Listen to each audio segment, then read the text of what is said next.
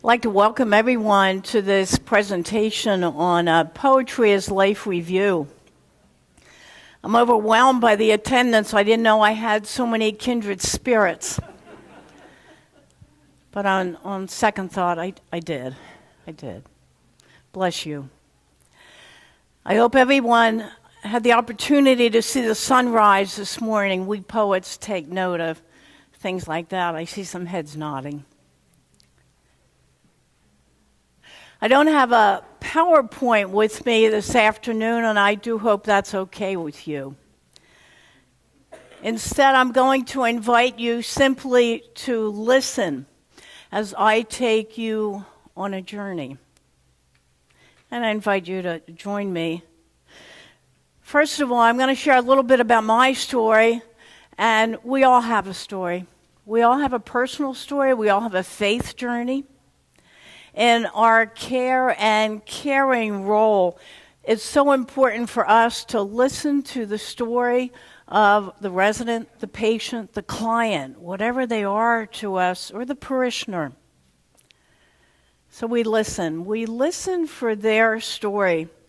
In my nearly 19 years as a clinical chaplain, and prior to that, having a 24-year career in nursing, and now as a parish pastor, I have come to believe that the heaviest burdens we all carry are untold stories. The heaviest burdens that we all carry are untold stories. I've also found that people's stories are sacred. When I hear the stories of my residents or parishioners, I feel as though, like Moses, I have to take off my shoes because I'm on very holy ground. Poetry has the potential to heal and to restore the human spirit as well as promote well-being. Stimulates the imagination, and it's a balm for all loneliness.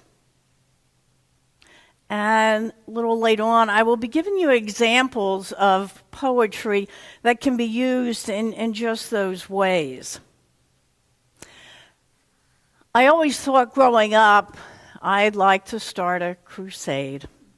Just a mini one, a gentle one, and of course a non-violent one, a campaign to bring back poetry. And I have a hunch in my life that dates back to an elementary school teacher at West Rock Hill, just outside of Sellersville, and her name was Miss Moyer. And Miss Moyer was this school teacher that she wore her hair in a bun, tied back, and she had a pencil stuck in that bun. But she introduced me to verse. And I have a hunch that my passion for poetry started even before Miss Moyer in the 3rd or the 4th grade. But hearing, reading, reciting poetry has evolved into my passion. Much of my fascination with poetry began early. Maybe as a little girl, I was 8 or 9. I grew up on a 21-acre farm on Lawn Avenue just outside of Sellersville. And one day, as this little girl, I discovered in the newspaper, the Call Chronicle newspaper, sketches by Ben Burroughs. Ben Burroughs was a syndicated poet in the 50s, 60s, and 70s. He sold his first poem for $1. He became known as the voice of the people. And I knew one day that I would write and publish poetry. Those sketches, those poems that I clipped from the newspaper every day, I still have the stack, and they're yellow now.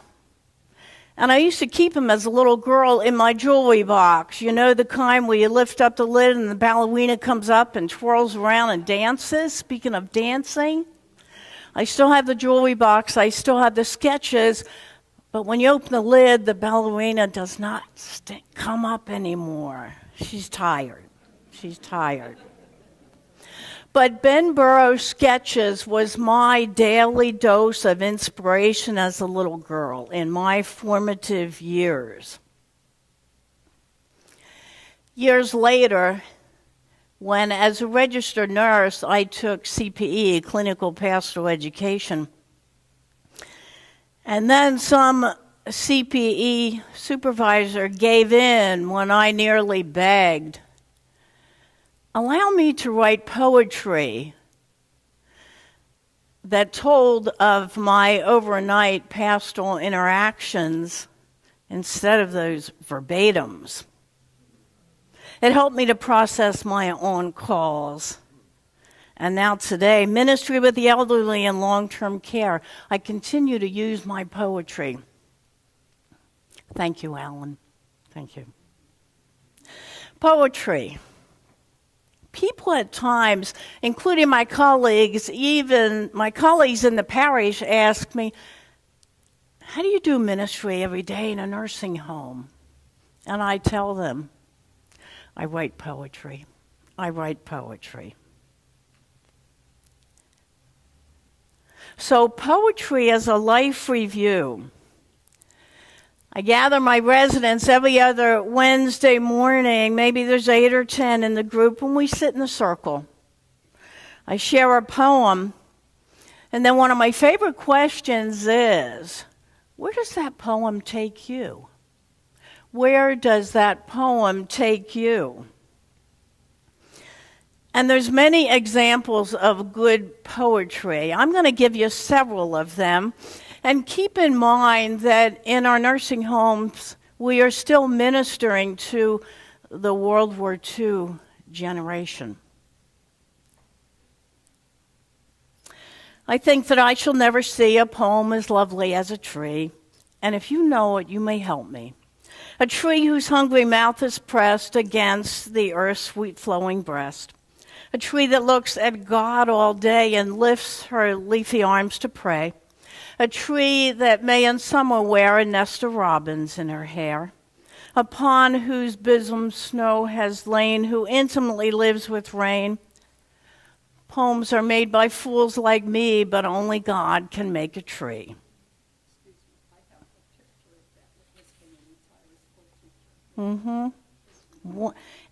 Evokes wonderful stories. It was written by Joyce Kilmer. Joyce Kilmer, we know, was a man. And before my residents are invited by me to come on, join me in reciting that poem, they already do. They already do. They know, especially those last 2 lines. Poems are made by fools like me, but only God can make a tree. And the school teacher in the group begins to tell the group, when I taught in that one-room schoolhouse, I made my pupils memorize that poem, and they had to come to the front of the class and recite it. Poetry resurrects memories. And then I recall saying to that school teacher, tell me more about those days in that one-room schoolhouse. I invite them to share their precious, precious stories.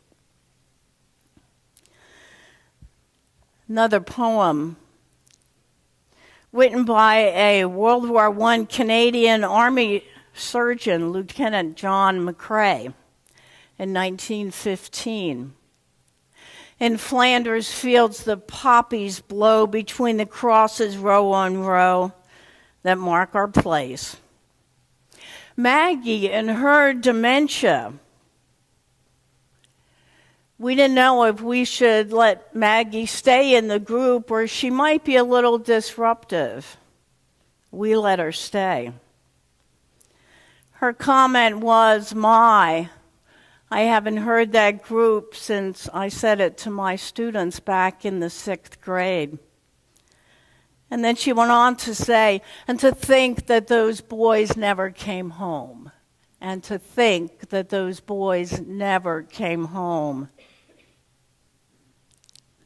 Oh my, what a blessing.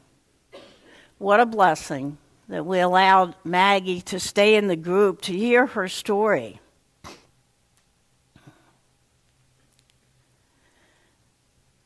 The Village Blacksmith by Henry Wadsworth Longfellow. I'll never forget this story. Under the spreading chestnut tree, the village smithy stood. And we go on, and the first half of the poem describes the appearance of that village blacksmith. In the last half of the poem, we find the village blacksmith sitting in the church pew Sunday mornings with his sons. And then he goes on and talks about his daughter in the choir loft. So he's a single parent. And when he hears his daughter sing in the choir loft, it reminds him of his late wife singing in the angelic chorus in heaven. Well, I thought that Ella was sleeping because her eyes were closed. When I finished reading The Village Blacksmith, I said to Ella, what brought the tears? What brought those tears? My father was the best blacksmith in all of Hilltown Township. Ella was not sleeping. Ella was not sleeping. I did not have to ask Ella, where were you in that poem? 92-year-old Ella knew she was back as a little girl in her childhood, and her grandfather was that blacksmith. I remember since then, the pastor is here today from Trinity in Telford. I filled in for you one Sunday, and I shared that story in my sermon. And when I was shaking hands, you know how you always shake the preacher's hand before you leave? Well, a gentleman that morning said to me, Ella was my aunt, the blacksmith. The blacksmith, my great-grandfather. We just never know. We just never know the stories that will be resurrected. Ella was proof that poetry gives voice to unspoken voices. Talk about stimulating emotions. At the outset of that same resident poetry group, there was Mary, and Mary was in her mid-80s, and she said to me, I can still recite all of it. 48 lines and 286 words, and she said, I can still recite all of it. I liked it so much as a little girl that it taught me perseverance, it taught me determination. These folks, our elders, need a safe place to share their stories. And we can give them those opportunities through poetry. I have seen poetry take our elders back to a certain place, a certain time, that they just have to share that story. And what a blessing those stories are to a group.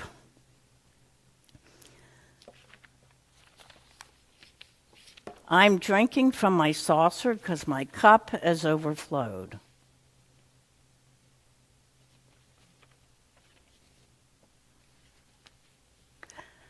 I have it here somewhere.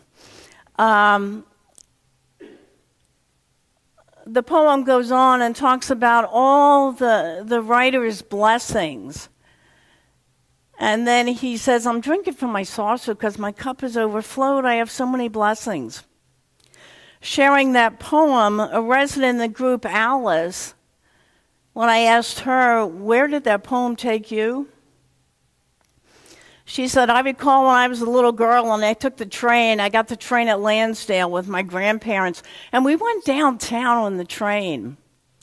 And my grandparents always took me to Horn and Hard Arts. Remember Horn and Hard Arts? You put the queen in, you get a sandwich out.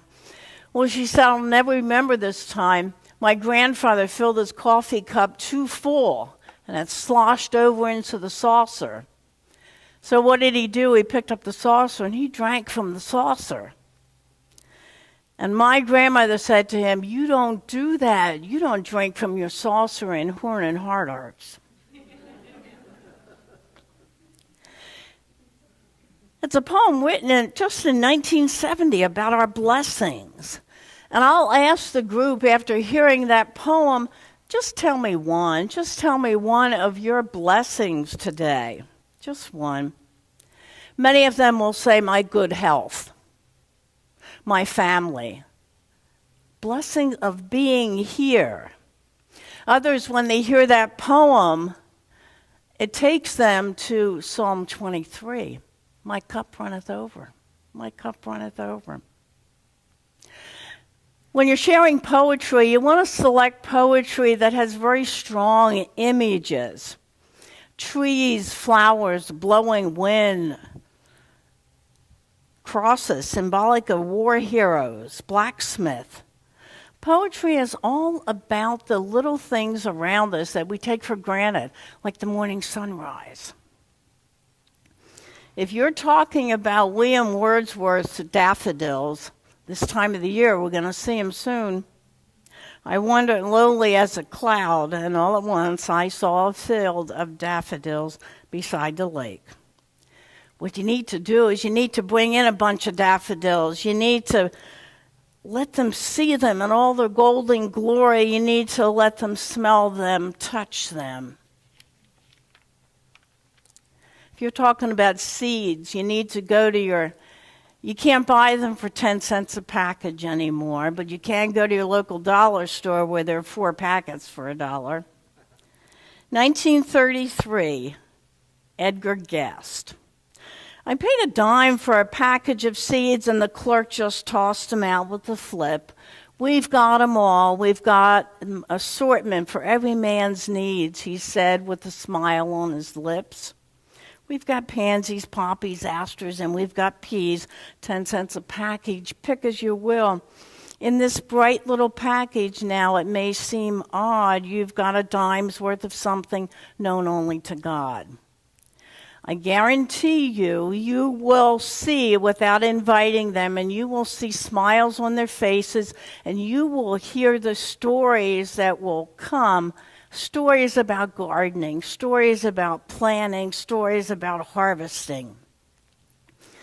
Remember, it's their dance, and you follow. You connect with them wherever they are. Pay attention. Meet them where they are in their story.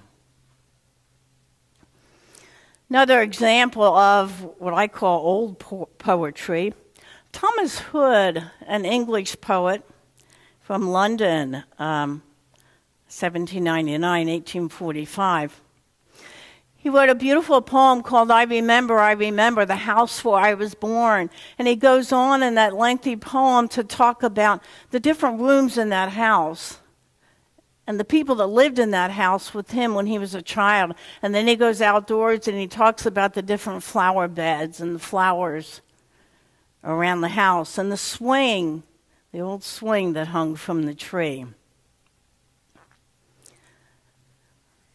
I'll ask the group after sharing that poem, where were you?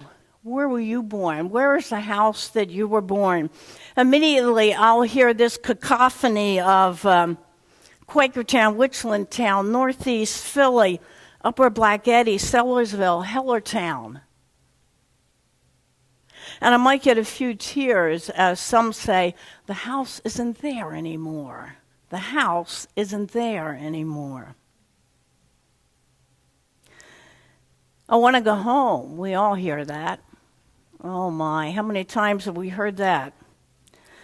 I want to go home. Home. Poets have written about home for many, many, many years. Singers sing about it. Simon and Garfunkel sung about it. Miranda Lambert sang about it. Many others continue to sing about home. But I asked them, tell me about the others that lived in that house with you. And they tell me about their growing up years with their parents and their siblings. They'll talk about their mother. And we can find many, many poems about mothers and motherhood. I'll hear things like, I remember, I can just see Mother out in the flower garden in her calico apron, cutting the zinnias to take in and put in the mason jar on the windowsill. Stories of family. Stories of gardens. And then I'll say to them, my mother's name was Ida. What was your mother's name? I'll hear again a cacophony of names of mothers. Sometimes they get lost in their nostalgia, but I get lost right there with them in their nostalgia. And you never know where it's going to take you, but enjoy where it is. Help them to see a glimmer of hope wherever they take you. You never know, because recently Robert shared with me, my mother died giving birth to me. My mother died giving birth to me. One of my favorite poets is the late Jane Kenyon. 1947, 1995. I think she would be the greatest poet if leukemia would not have taken her so soon. She reminded Bill Moyers during a 1993 interview at the Dodge Poetry Festival, one of the functions of poetry is to keep the memory of people, places, things, and happenings alive. One of the many functions of poetry is to keep the memories of people, places, things, and happenings alive. That's what we do every time we share poetry with our elders. That's what evolves.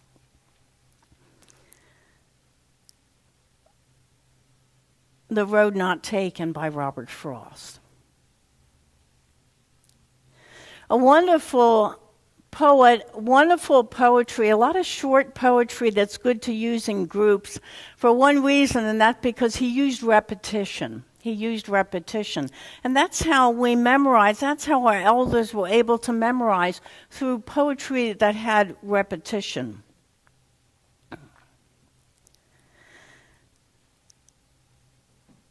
Before I go into one of its best poems of repetition, let me share with you Two roads diverged in the yellow wood.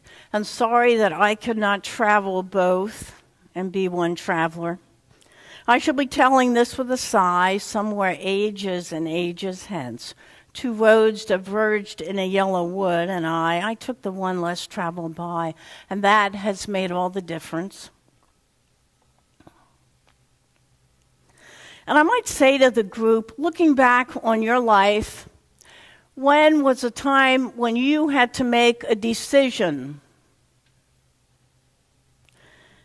And again, looking back, that decision, can you say, has that made all the difference in your life? And I'll hear responses like, the time when I said I do. Time when I said I do. I also might hear the time I came to this place, the time I came here.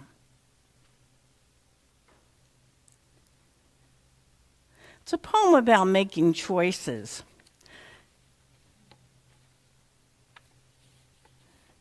We know the last time Robert Frost, many of us saw him on TV, was when he spoke at the inauguration of John F. Kennedy in 1961.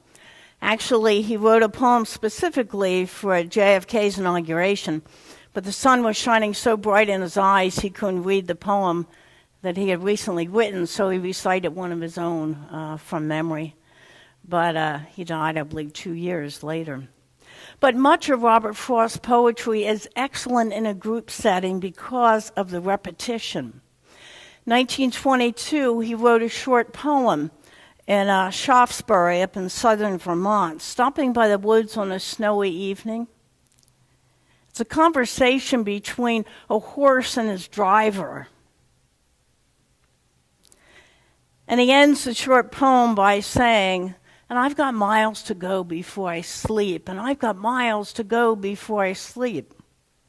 Actually, someone once asked Robert Frost, now why did you end the poem that way? And he simply said, I just had to end it. But I'll ask the residents in my circle, what do you feel as though you must do yet?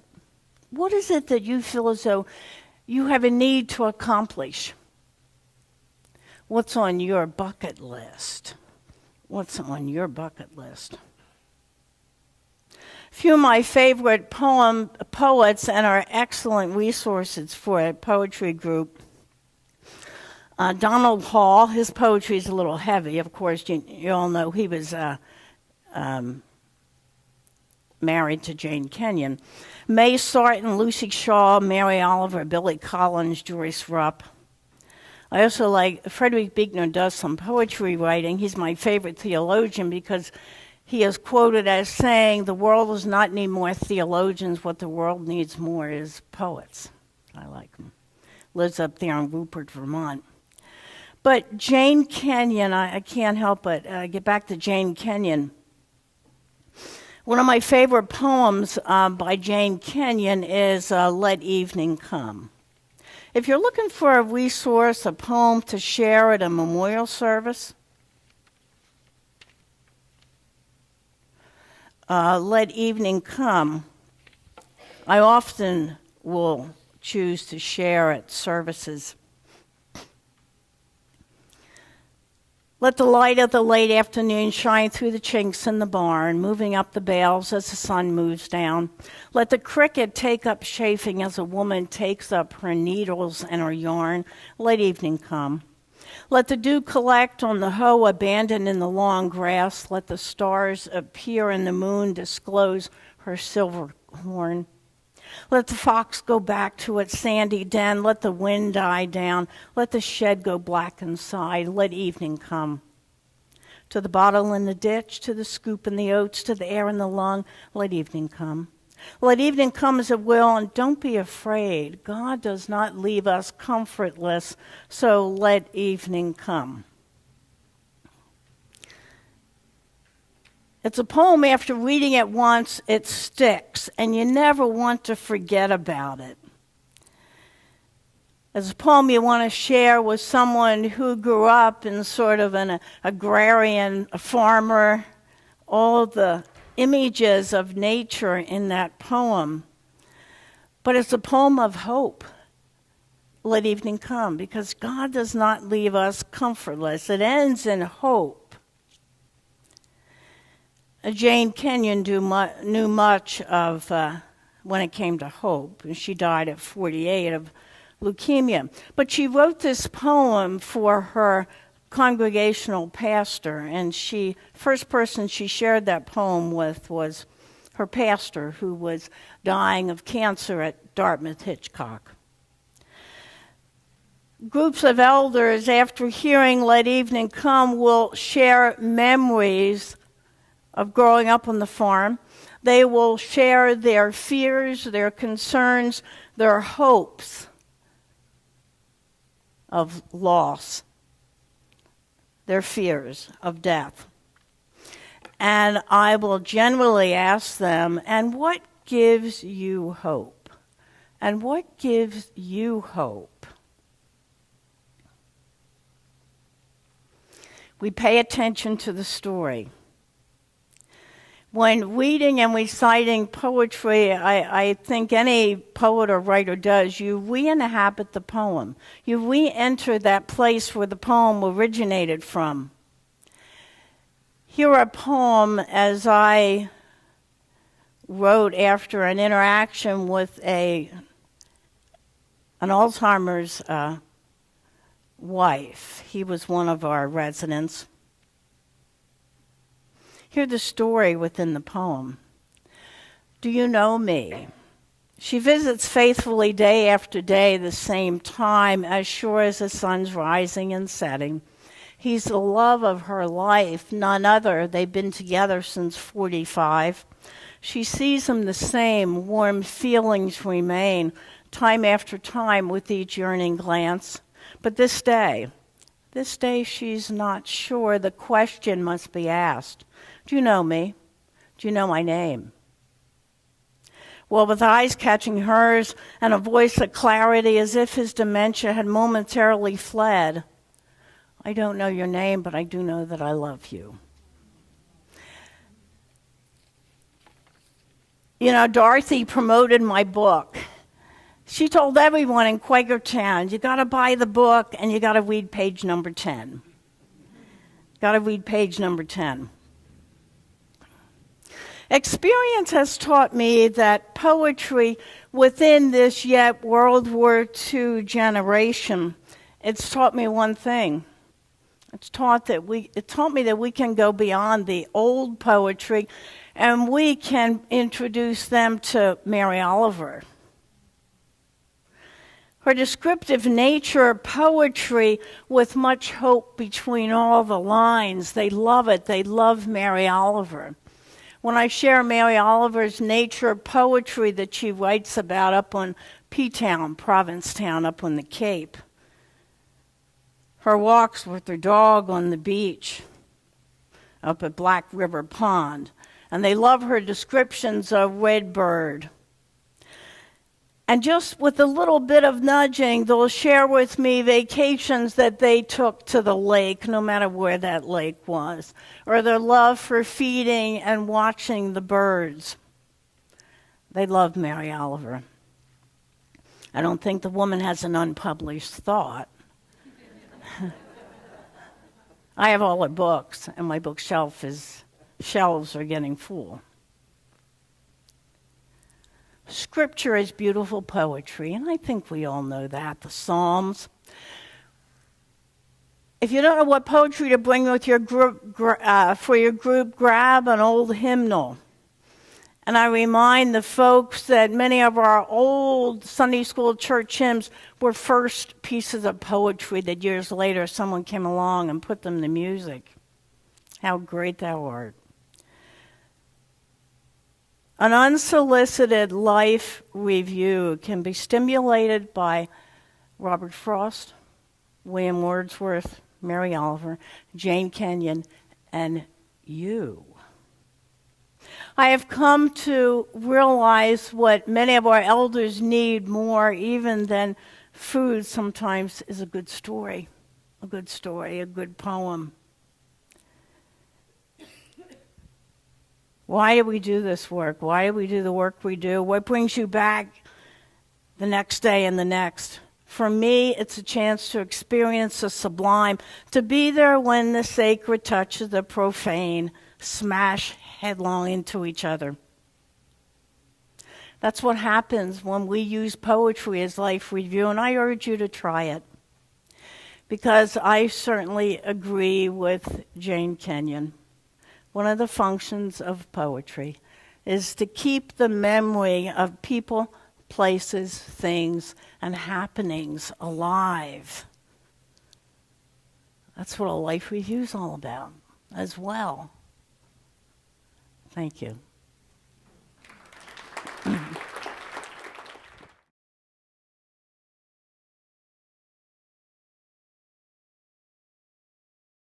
I said that I was living with a prophet and didn't know it until she was gone. Very therapeutic. And what a blessing. Many, many years ago, I first met, I think, your wife at Kirkridge at a Donna Scopper poetry workshop retreat. I know. I remember you, George. Any other questions, comments? Yes, back. We need a runner.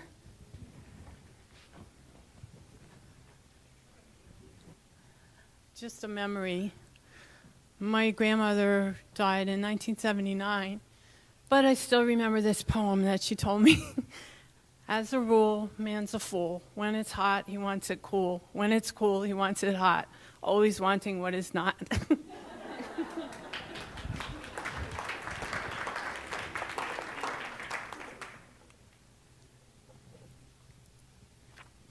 Yes. I'm glad you mentioned Jane Kenyon. I had the Moyer's book, Poetry of Life, and I think it's called Otherwise. Yes. And I first read that Oh. 20 years ago. Well, someday in the future, that's going to be my Otherwise. And here I am 20 years later, and that poem's getting closer and closer. Basically, she wrote that because her husband was dying. And Yeah. she said, every day will be this way and this way and this way. It won't be otherwise. And she said, someday, the last line, it will be otherwise. And that just stuck with me my whole time. Yeah. I think Donald Hall also put it then in 100 White Daffodils, a collection of her poetry. Yeah, beautiful. We have, there's more hands, wonderful.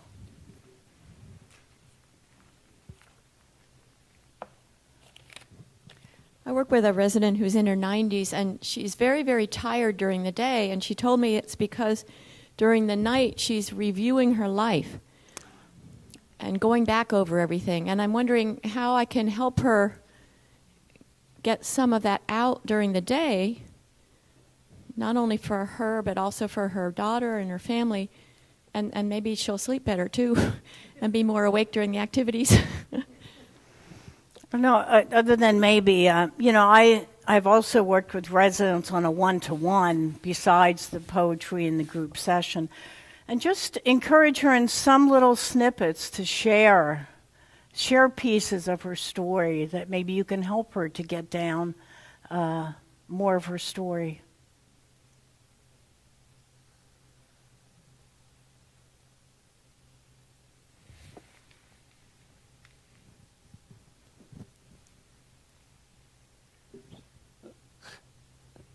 Dot didn't tell you this, but she's retiring next week after 18 years of ministry with Phoebe, and she's going to be really missed with all of us. And another way she has used her poetry through the years is with our CPE students. Every class that comes through, she talks to them about poetry and encourages them and often has them experimenting with writing poetry, and some of it has rubbed off on me as well. Of course, Dr. Voss is sitting over here, too, and I certainly learned a thing or two about writing from him when I was at Muhlenberg. But I took to writing a couple poems about Dot, and I'd just like to share them with you now. These are limericks that tell a little bit of her story. There once was a nurse named Dot. She cared for the sick and the fraught. She took CPE and wrote verbatim poetry and learned how to change the whole plot. Another thing Dot likes to do is garden. There once was a gardener named Dot. Each year she carefully tended her plot with listening and caring and loving and daring. The fruits of the Spirit she brought.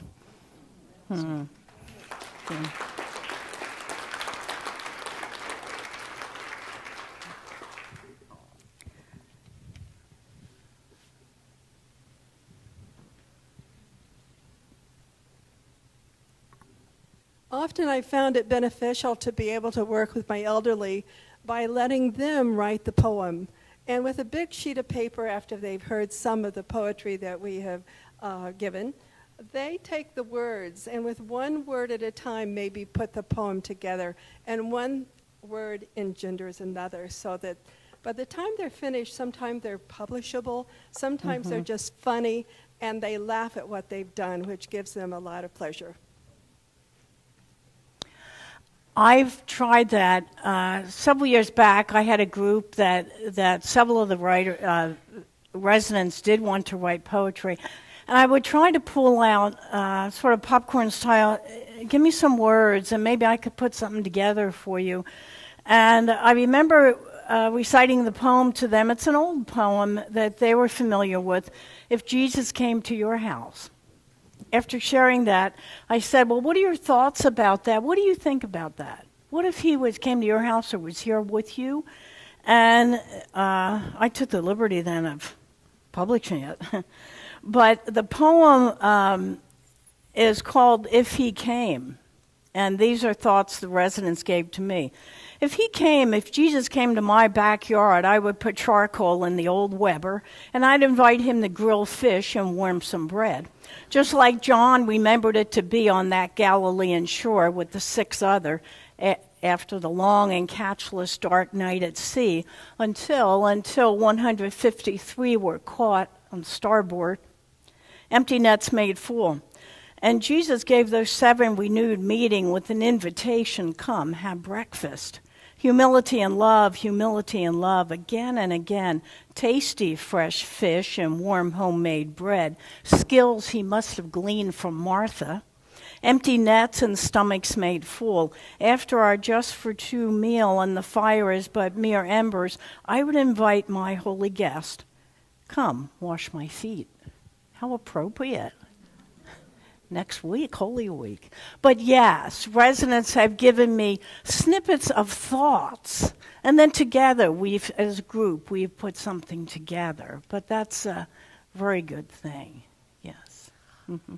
I wonder if you could speak at all to the process of change, if having the opportunity to hear the stories, to enter those stories with people over a period of time, is there a dynamic of change that happens in the telling of the stories? In the stories that they share, as they transition into the facility, repetition is powerful. You know, I think, well, maybe the group's heard that story before, but the more they tell that story, the more they tell it, they're more comfortable with the ones they're telling it to in the circle. I can see that they're adjusting, and it's helping them, and just them sharing their story of, the place where they grew up, the place they used to live, or the farmhouse that they know the family is now going to sell. Sharing those memories of what it was like to live there in younger years, or what it's like now to leave that place.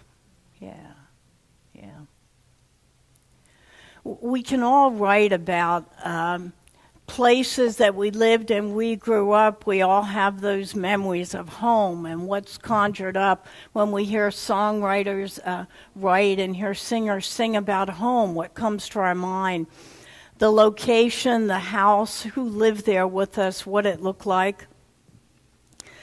And I think I have time. I'll share one of mine that I shared with the group. And I called it Apple Pies and Hollyhocks. In my mind, I'm home again to that farm of childhood days. Nothing in my mind seemed strange back then. The road that brought me here was barely 2 lanes, and my young knees felt the hard gravel more than once when learning to ride my blue 26-inch Roadmaster. Down the long and bumpy cinder lane past that stately-looking barn and the duck's pond that was mine in winter for skating, to the green-trimmed, white-shingled 10-room house, up the pine stairs to my narrow bedroom with open windows, inviting the scent of early morning lilacs, one of nature's gifts never truly appreciated. I was careful not to disturb my sister's things on her side as I dab on some blue waltz from that little heart-shaped bottle and straighten my nearly life-size Ricky Nelson poster. Grasping the banister, I catch an aroma of baking apple pies. Home, an ever-present longing. The reality of all beauty and all pain. The answer to all restlessness, with an anointing of quiet tears and the wave of hollyhocks. I leave again. So we can all do that. We're all poets. We just have to think, resurrect those memories, and put the words on paper and put them into a story and encourage our elders to do that. before it's too late. Before it's too late. Savor their stories.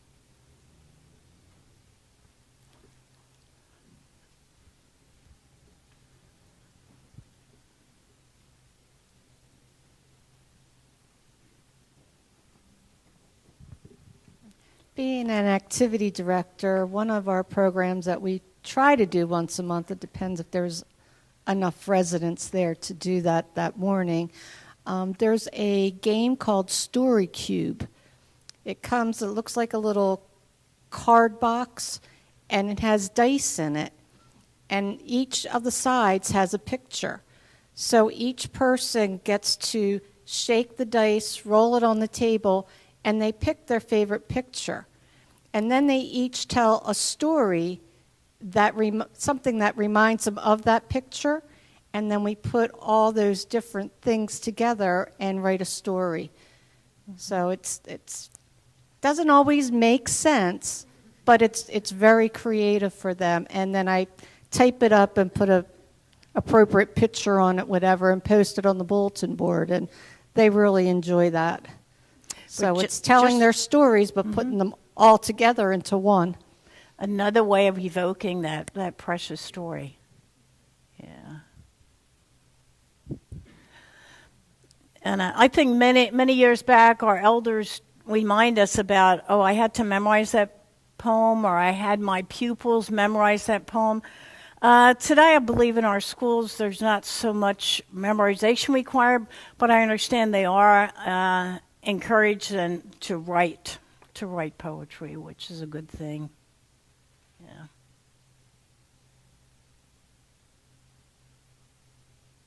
Thank you. Thank you.